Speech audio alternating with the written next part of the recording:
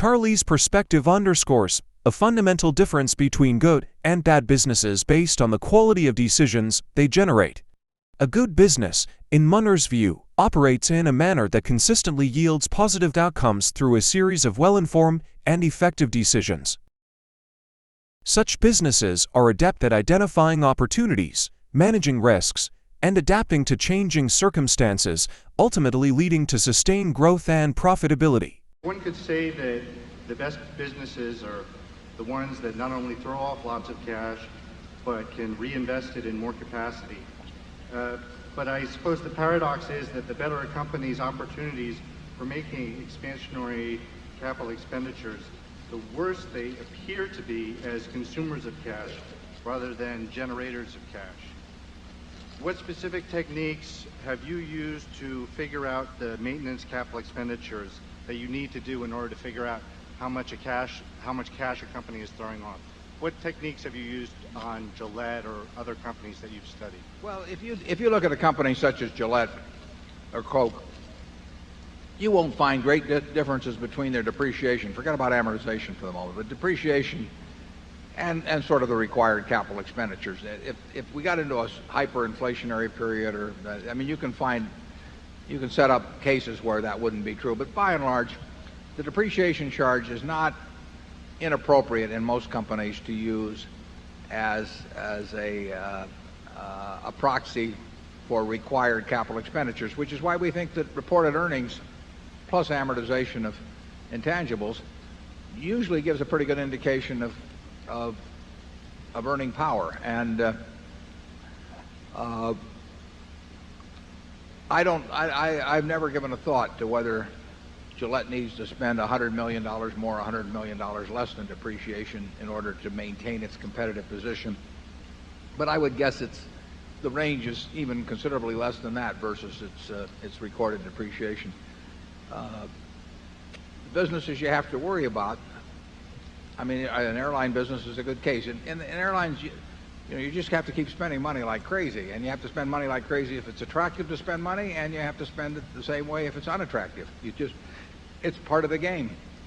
Even in our textile business, to stay competitive, we would have needed to spend substantial money without any clear prospects of making any money when we got through spending it. And those are real traps, those kind of businesses, and they may work out one way or another, but they're dangerous. And in a See's candy, we would love to be able to spend $10 million, $100 million, $500 million and get anything like the returns we've gotten in the past. But there aren't good ways to do it, unfortunately. We'll keep looking. But it's not a business where capital produces the profits. Flight safety capital produces the profits. You need more simulators as you go along, and more pilots are to be trained, and so capital is required to produce profits. But it's just not the case at See's. And at Coca-Cola,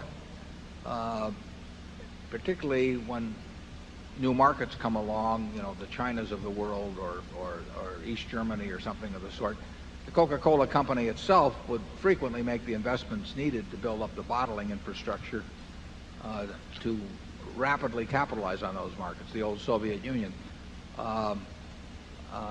So those are expenditures. You don't even make the calculation on them. You just know you've got to do it. You've got a wonderful business and you want to have it spread worldwide, and you want to capitalize on it to its fullest. And you can make a return on investment calculation, but as far as I'm concerned, it's a waste of time, because you're going to do it anyway. And you want to dominate those markets over time.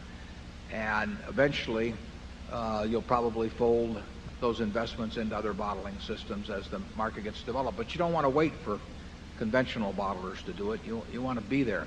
One of the ironies, incidentally, it might get a kick out of some of the older members of the audience, that when the Berlin Wall went down and Coke was there that day with Coca-Cola for East Germany, that Coke came from the bottling plant at Dunkirk. So there was a certain poetic irony there.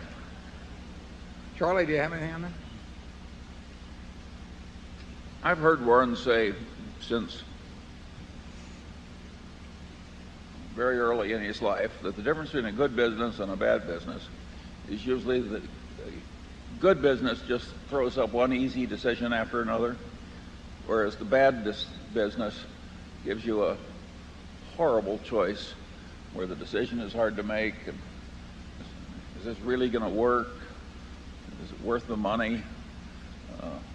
If you want a system for determining which is a good business and which is a bad business, just see which one is throwing the management bloopers time after time after time. Easy decisions. It's not very hard for us to decide to open a new Sears store in a new shopping center in California that's obviously going to succeed. It's a blooper. On the other hand, there are plenty of businesses where the decisions that come across your desk are just awful. And those businesses, by and large, don't work very well. Charlie warns against bad businesses that frequently confront stakeholders with unfavorable choices and challenging situations. These businesses often struggle due to poor management, inadequate strategies, or unfavorable market conditions. I've been on the board of Coke now for 10 years, and we've had project after project come up, and there's always an ROI, but it doesn't really make much difference to me because in the end, almost any decision you make that solidifies and extends the dominance of Coke around the world in an industry that's growing by a significant percentage and which has great inherent underlying profitability, the decisions are going to be right.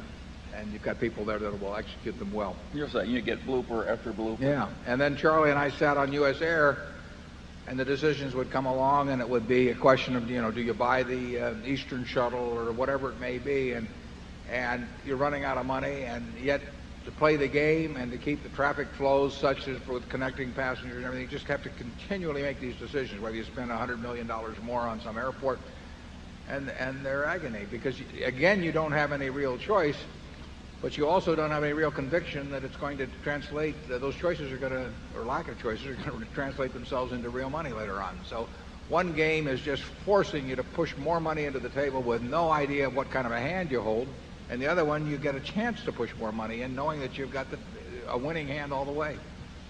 Warren and Charlie Insight highlights the critical importance of investing in and supporting businesses that consistently demonstrate the ability to make sound decisions and navigate challenges effectively. What are your thoughts on this approach to investing? Please share your thoughts, and don't forget to subscribe and click the notification button.